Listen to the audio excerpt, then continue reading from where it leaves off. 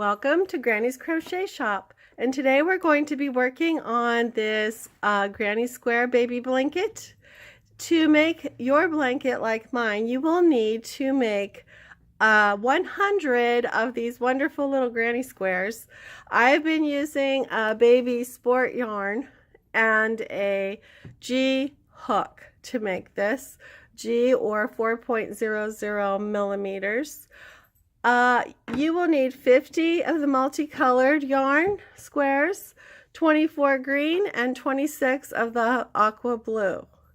Of course, you can use your scraps and make whatever you want to make, and you could even make this a larger blanket and follow the same directions. If you were to do that, you would use a thicker yarn and a larger hook. This is an H hook, and you can see the difference between the two squares of how one turns out much larger than the other one. But you could even make more rounds and go more rounds. You do not have to make the same blanket that I'm making here today. Just use what you have and go with it. Today I will show you first how to make the granny square, and there are many tutorials out there on how to make a granny square, so I will keep it quick. And I am going to use this larger yarn because we'll just use this in. It will show up better on the camera, but know that I have made this with the G hook and the baby sport yarn for the actual blanket. So to do a traditional granny square, we are going to first make our slip knot, however you do that, and then chain 4. 1, 2, 3, 4. We'll connect that into a ring by joining with a slip stitch into the beginning chain. Now we will chain 3, and this counts as the first double crochet. Make 2 more double crochets into the ring, giving us a set of 3 double crochets. 3 double crochets. Now we have reached a corner, so we're going to chain 2, 1, 2, and 3 more double crochets. 1, 2, 3 into the circle that we made the loop. Notice also that I am catching the tail into the circle as I go so that we can secure that in place. Once again, we are at a corner, so we need to chain 2 followed by 3 double crochets. 1, 2, 3. And the last corner of chain 2 with the last 3 double crochets. All right, so at this point we are at the corner again, so we need to chain 2, and we are going to slip stitch in the top of this chain 3 that acted as our first double crochet. So 1, 2, 3, and we're going to slip stitch. Now here is a part, some people do it differently, but if you're making a blanket, you want it to look nice from both sides, any angle. So when you join your round, you're going to chain 3 and then turn. And it sets you up perfectly now for doing the next corner. Anytime you're at the corner, you're going to do 3 double crochets with the chain 2 in between, followed by, whoops, runaway yarn. It wasn't working the other way, so. All right, so we do 3 double crochets again. Now, something new is that we are not at the corner this time, so we want to do just 1 chain stitch before we reach the next corner, where we will do 3 more, 3 double crochets, 2 chains at the corner, and 3 double crochets again. Once again, when you're done with these 3 double crochets, you will not be at a corner, so you only need to chain 1 and continue. So you would go around at each corner with your 3 double crochets, chain 2, 3 double crochets, and in between you're only going to chain 1. Here we have our block that is already finished. For the blanket I'm making, I have done 3 rounds, so I did 1 round and then I turned and went around again, then I turned and went around the 3rd time. something I wanted to show you, since you're going to be joining these, you want to make sure that the joining is in such a way that we could see the little V stitches going across. So when we end up, and I'm just going to sit that down and thread my needle here, my yarn needle, we want to experiment with what ways works for you, but we want to come up through here and get that chain stitch in there in such a way that it's going to look really similar when we are joining, because we want to make sure that we know how to join this to the other. I'll show you with these two. We have these V stitches at the top going along there, and we want to be able to line them up when it comes time to join. So it's very critical that you find a way that you're comfortable with to finish off this edge so that it looks a little bit more finished for when it comes time to join things. All right, so you need, like I said, 100 squares to make this blanket here that I've made. But you know what? I used what I had in my stash. You could use what you have in yours. When you're ready to join, come back here and I'll show you how to join and go forward with your project. Happy square making. See you in a while. Once you have crocheted all of your granny squares, it's time to put them together into your blanket. Here I have laid out some of the squares of my squares in the pattern that I would like them to be, and in this nice little diagonal pattern. So first you want to lay them out, and then we're going to sew them across and then across the other way. I've already started sewing them. You can see that they're attached going in one direction. So I'm going to show you how that is done, and we're just going to fold it up here and get to the last row. Right now my blanket is facing upwards from the top. And we have one more row to attach to my blanket. So what we're going to do is, I have that row right here. You'll notice that one side of the square has a little small square of a bump in the middle, and on the back side it has a larger one on the outermost row. This is the wrong side of the square in the pattern that we're doing, and this is the right side. So we want to sew our right sides of the squares together, facing each other, and work from the wrong side. So right now, you see I have my squares here, and I'm going to lay out this row next to it, which comes next, and I have everything facing up to the right side right now. So now we will begin stitching our granny squares together. I have a metal needle here, which I think works a little better when you're trying to attach squares and sew longer pieces, because it glides right through much easier than the plastic. And I'm using a contrasting color yarn so that you'll be able to see more clearly what I'm doing. Okay, I've chosen to do the whip stitch to put these two together, mostly because it's very forgiving and it's also pretty easy for our young crochet friends as well as beginners. Okay, you'll notice here at the corner that there are 2 chain stitches as you've been making, and we're going to attach this top chain stitch to the chain stitch on the other side by putting our needle under the V, which is what we'll be doing this entire time, and pulling it through till we get to our slip knot that we made on the end of our string. As we go through that slip knot, the loop of the slip knot, we'll be able to have just a little bit of tie off there. Our goal is going to be to catch this tail as we whip stitch across this square so that we won't have to worry about tucking the tail on this side. We also want to make sure that our V's are all lined up. Now I intentionally used this square because see how it has a little knot there? This was where we started and stopped, and we wanted it to look just as much like the regular stitches as we can, but make note that it's going to look a little different if you're connecting on that side, which you ultimately will need to. Okay, so now we've knotted our chain at the corner, and we have 3 double crochets. So we're going to lay this across, this tail across, and we're going to go through and under the V at the top of these double crochets, making sure that we have that tail laying in there so that we can you know, tie it off as we go and not have to make an extra step. Okay, keep going. You're just going to do this across the whole square, going under the V-stitch on each side and just pull it through.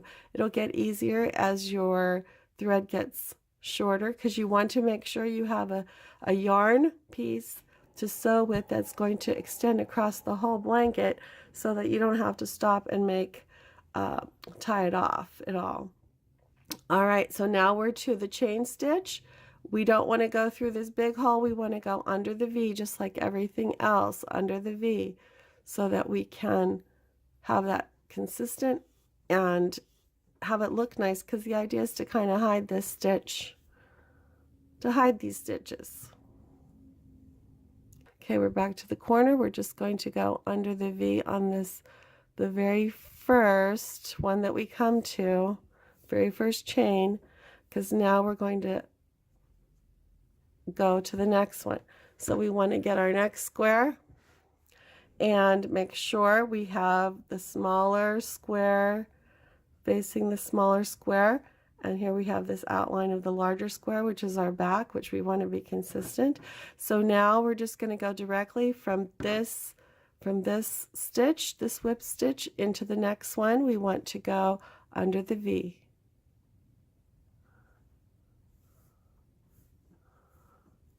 Okay, align that nicely and then just keep going.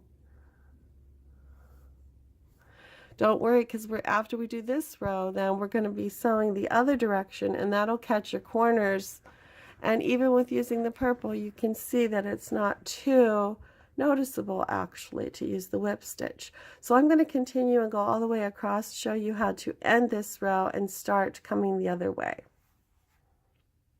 Now you've made it across the entire row.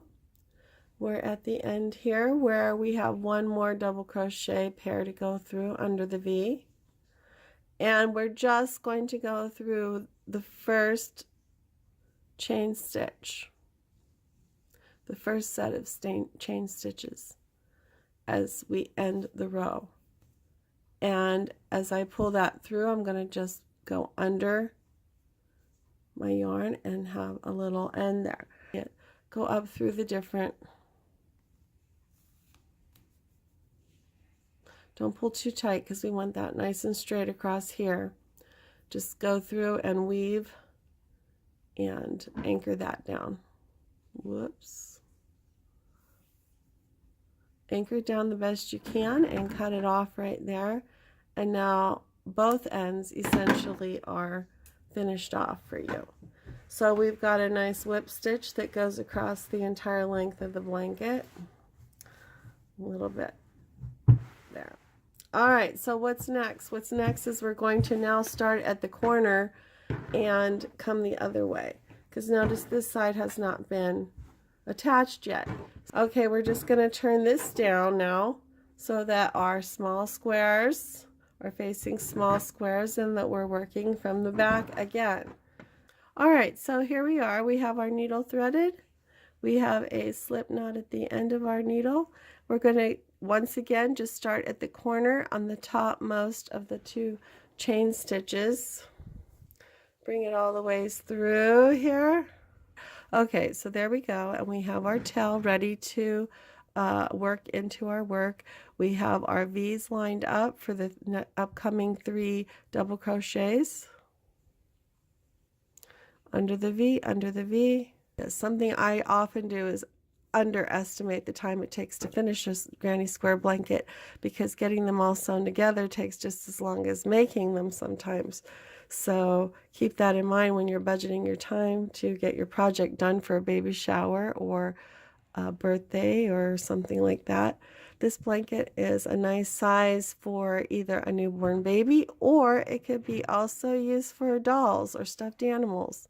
Okay, here we are at the corner.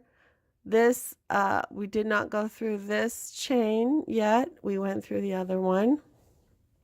So now we have this, the other of the 2 chains to go through. Now I'm going to go through the first one again to kind of give it a little extra hold at the corner. Okay, and then continue onward.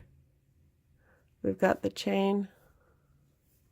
So basically you're just sewing this together like you would fabric. When you get to the end of, here we have our new chain that hasn't been gone through yet for this side. Whoops, whoa, in a hurry, that's what happens. Okay, and then we're to the three double crochets.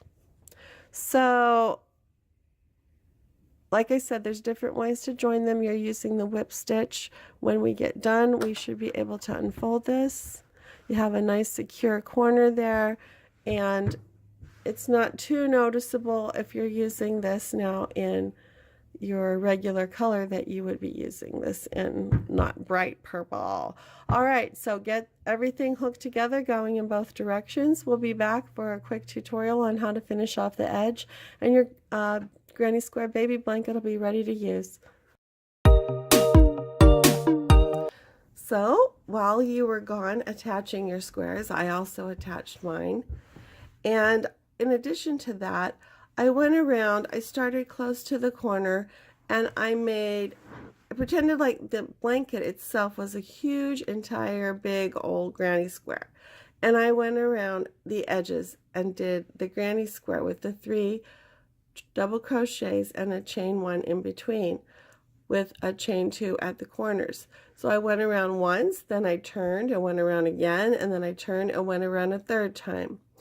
This gives a little bit more stability to your blanket, and also at the corners where they kind of maybe pucker a little bit, where you put them together, it makes it nice and flat.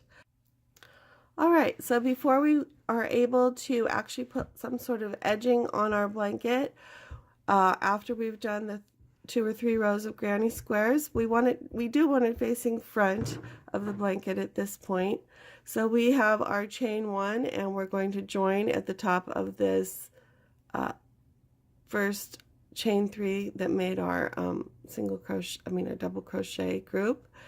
We're going to chain 1 and then single crochet into that same stitch. Then single crochet in the top of each stitch around. I like to actually go through on the chain in between. I like to go actually under the V and into the actual stitch rather than down into the space. All right, we've made it all the ways around almost with our single crochet in each stitch. We just need to finish it off right here. I was going to do a fancy little shell or something around the edge, but I think the blanket's beautiful as it is. I started experimenting with that, and you can see where I've gone in through some of the stitches, but I decided in retrospect to now just finish it off. Okay, this may seem finished, but what we want to do, regardless of the edge we are deciding to put on this blanket, whether it's a shell or just a straight edge, we want to turn it and do a row of single crochets, because this will help keep the edges from curling.